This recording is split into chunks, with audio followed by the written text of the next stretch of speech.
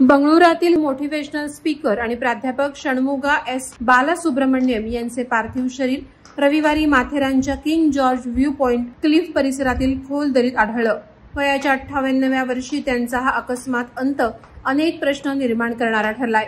मिळालेल्या माहितीनुसार प्राध्यापक बालासुब्रमण्यम हे एका कंपनीच्या व्यवस्थापन टीमला मार्गदर्शन करण्यासाठी माथेरान येथे आले होते।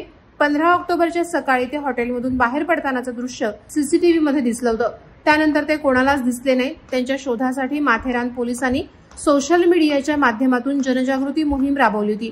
हॉटेल मालकाकडून माहिती मिळाल्यानंतर शोध मोहिमेला गती मिळाली।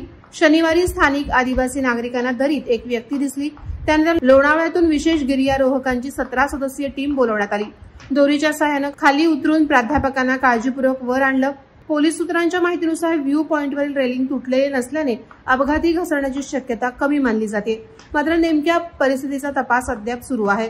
प्राध्यापक षण्मुगा नियोजित कार्यक्रमाला उपस्थित राहिले नसल्याने कंपनीच्या टीमने चौकशी सुरू केली होती। त्यानंतरच ही सर्व घटना उघडकीस आली। माथेरान हे लोकप्रिय पर्यटन स्थळ असून वर्षभर येथे पर्यटकांची गर्दी असते। अशा गर्दीच्या ठिकाणी घडलेली ही घटना सर्वांना हादरवून सोडणारी ठरली आहे। सध्या पोलिसांनी या घटनेची नोंद अनपेक्षित घटनेच्या स्वरूपात केली असून पुढील तपास सुरू आहे। वादळवारा लाईव्ह साठी न्यूज ब्युरो, माथेरान। नवी मुंबई व रायगड जिल्ह्यातील ताज्या बातम्या आणि घडामोडींसाठी सबस्क्राईब करा वादळवारा लाईव्ह चॅनल आणि दाबा बेल आयकॉन।